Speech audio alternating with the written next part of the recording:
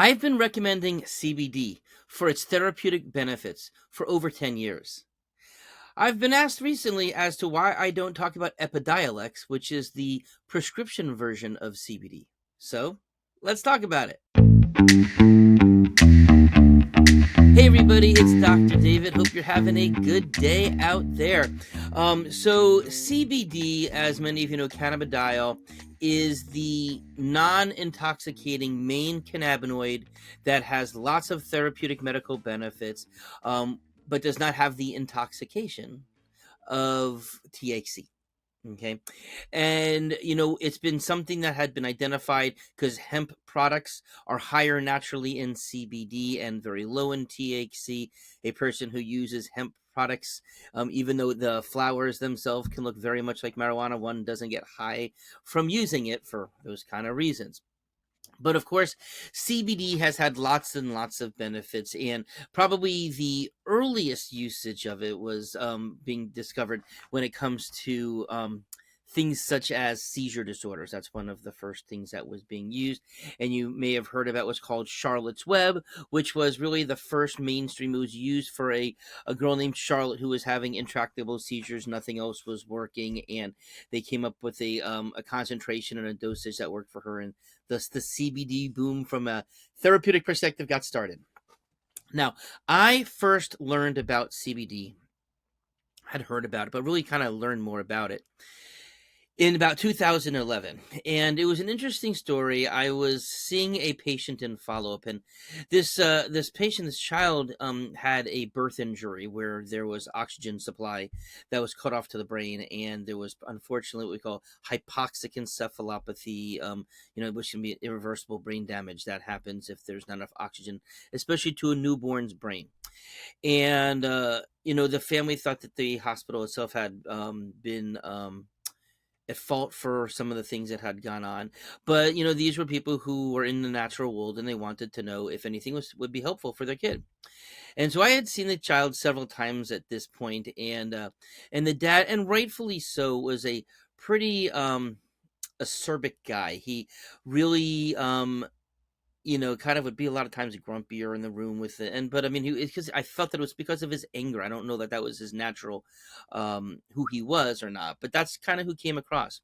And so on this fourth or fifth visit or several, he's sitting there, the boy's playing on the ground, the mom's also on the couch, and he's just kind of has this like nice happy grin to himself, kind of just like laying back, chilled, as if like the weight of of the world had been taking off of his shoulders, even though I knew there was much weight there.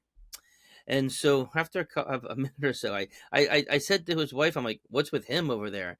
And she's like, "What?" I'm like, "He just seems so calm and at peace." And she's like, "He started taking CBD." And I'm like, "Oh, well, tell me about it." And they started telling me about Bluebird Botanicals, which was the company that he had been personally using, of which I first had started to use. And he told me how he figured the dosing that was available, and through the Realm of Care, which is a nonprofit organization that has both worked on formulations but also advocacy for CBD and for special needs children, etc. And he said, "Yeah, since I started taking it, I'm just feeling a lot better in my head. I'm feel like I can relax and think about other things." And I was like, "Well, that's pretty darn interesting." And so that's when he literally told me what product to use, what dosing he used. And the way I've done many times in the past is, how do I take an adult dose and figure out what an appropriate dose to give a child would be based upon fractions of body weights and what I can find in the literature, etc. And I started using it, and I started having some success with it, and really helping some kids calm down. Some kids were having seizure control that was better, and it was really quite a neat little thing. And one of the things that the Realm of Caring, this organization I was talking about, they were actually working with Charlotte's Web at the time. So even though he had told me about another company, they'd been doing most of their work and advocacy, as well as yes, Charlotte's one was helping funding the program as well, to get the advocacy out. So a few years go by. It's 2014. And legislation passes in Florida for children over the age of 12 who had two particular seizure disorders. Okay. though, as well as, and they were a form of epilepsy, along with people who had muscle spasms, cancer, or terminal illnesses. And there was then this legislation passed, and the establishment of the dispensaries, the medical marijuana treatment centers, MMTCs. And at first, all they were selling was CBD, but just for those four particular conditions. Now, I did have some of my patients with cerebral palsy and muscle spasms. I certainly had a few patients with seizures, and I was able to, because of some, I did have some of my children with autism, my patients, who were having those symptoms along with their autism. And so I started being able to use, although we were hoping the autism symptoms would get better, we were justifying to the state because they also had these other medical conditions, which were part of the legislation. And those kids started getting better, which was, of course, very nice. In 2016 is when Florida put on the ballot for medical marijuana, and where I was then became a certified physician to be doing THC, etc.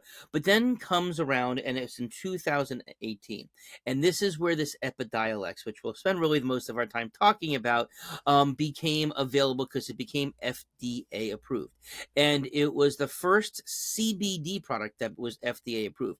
There was actually, even before that, a product called Marinol, which was a synthetic form of THC that we were allowed to use for limited reasons for people who, if they were having wasting syndromes, if they were having low appetite and we needed to get them to eat those types of things. It was FDA approved for that, but certainly wasn't being widespread available. And this really kind of became more widespread available. But still, from the FDA perspective, only those things that it was FDA approved for would insurance companies be able to have to pay for it. Okay, it was available over the counter, but a lot more expensive, which we'll get to.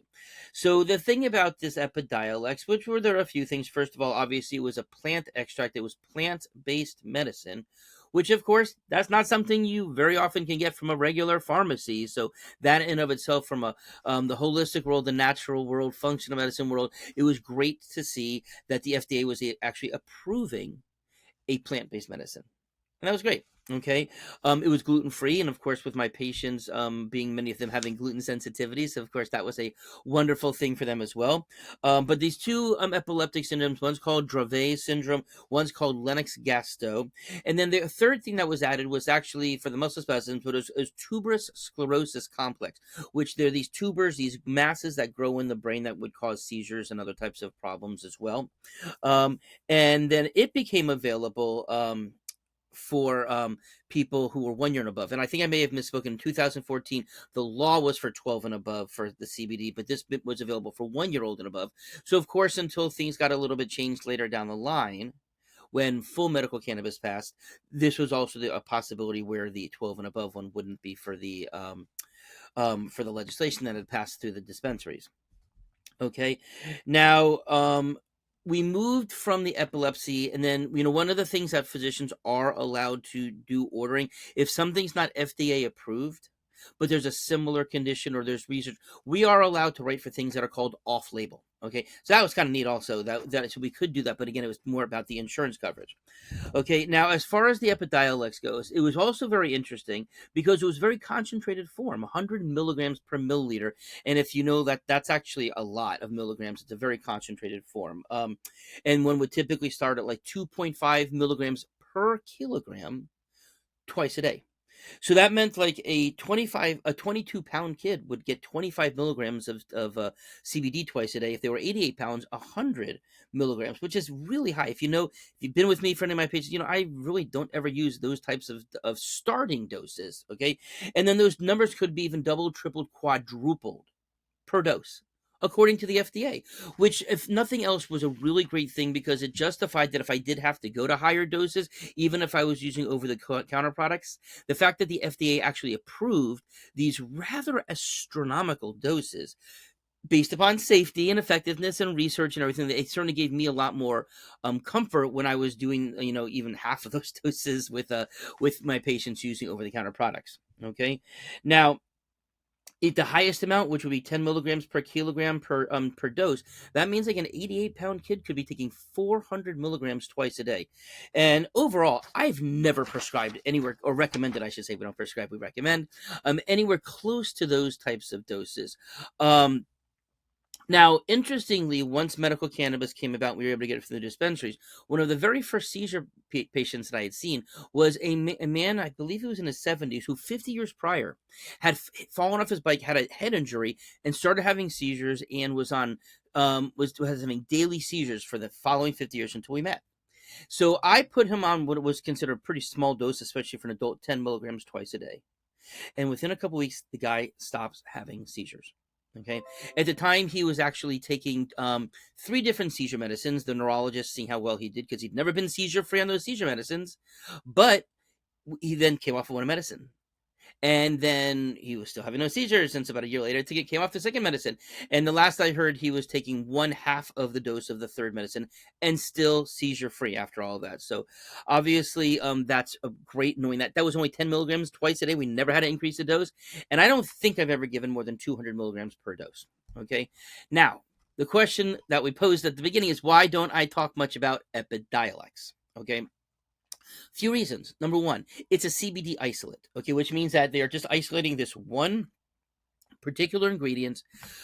But as you know, one of the things we've talked about is plant-based medicine, how there's other ingredients, the terpenes, the other minor cannabinoids like CBG, CBN, CBGA, that are not intoxicating. So just like a more broad spectrum is kind of the term we use. And, we do feel that having all of those in there does bring, the plant offers it in this manner with all of these different ingredients, and we should be respectful of the plant. And that's why we recommend doing that. So of course we want terpenes in our products. We want to see if there's other minor cannabinoids that could help.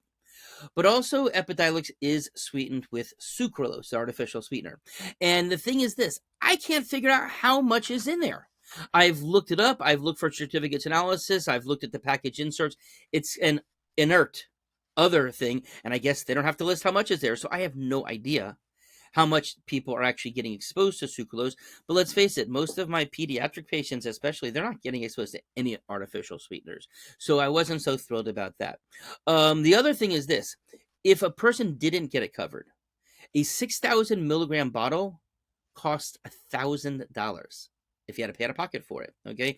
And there was really no certificate of analysis at all, so I don't know if they were growing the plants, if they were pesticide-free, mold, mycotoxin-free, heavy metal-free. It doesn't say. And the companies that I prefer has that for every single batch listed, as I know I've talked about before.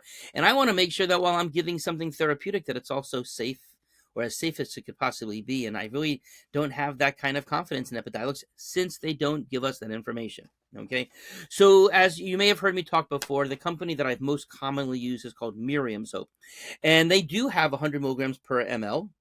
They even have 200 milligrams per ml. But for comparison's sake, a 6,000 milligram bottle that costs 1,000 of the Epidiolex is under 200, 197 if buying it from Miriam's.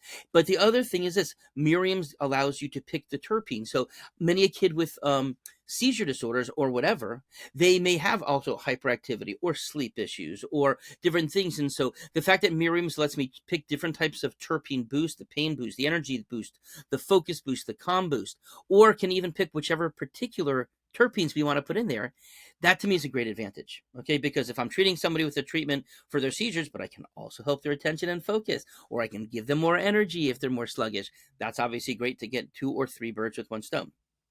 Okay, so what is my take overall? If a patient qualifies and it's financially the best thing for them, by all means, I would be happy and have written for Epidiolex for patients, okay? But also, as my grand recommendations have always been, to avoid artificial sweeteners. I want to have something that's full spectrum. I want to have third-party testing done, okay?